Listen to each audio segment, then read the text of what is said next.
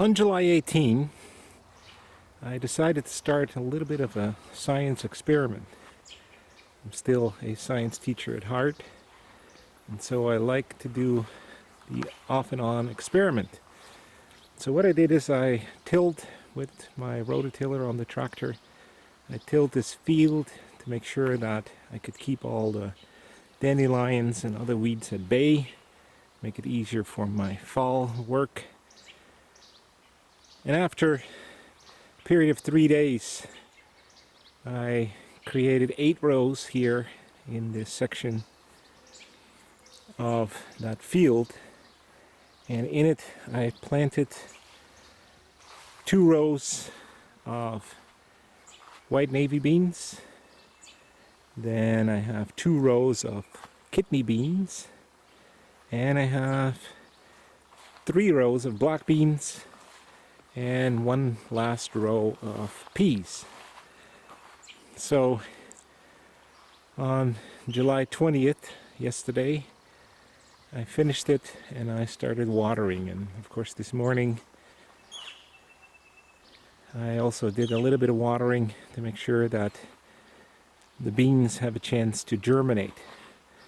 So it is really late in the year, of course, because we're talking about July 21st today. So why would I want to grow beans at this time?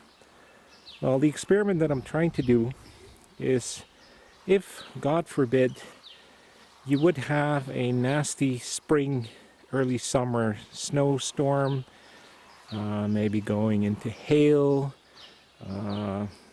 microburst winds. It does get really windy here in the prairie, so, regular strong winds.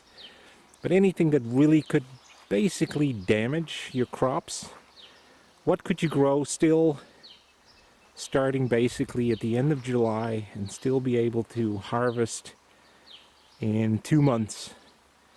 Because of course we know that at this moment in time, July 21st, we have just surpassed the first month after the summer equinox. We still have 2 full months left until the fall equinox. And so we wanted to see whether or not could you still grow some form of a crop. Now of course I chose beans for the reason that we got big bags of beans that you can buy in the grocery stores at the moment, and they store really well and store long. So I wanted to see whether or not those beans could still germinate and whether or not I can see any flowers and beans growing from it. And of course we know with beans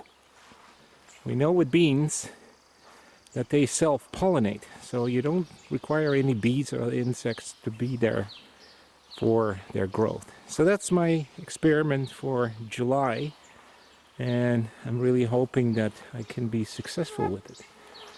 So yeah, I appreciate you guys for watching, and I will keep you posted on the progress of these rows of beans.